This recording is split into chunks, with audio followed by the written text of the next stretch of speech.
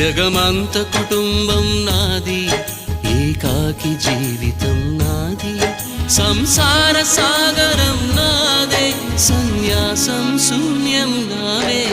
జగమంత కుటుంబం నాది, ఏకాకి జీవితం నాది.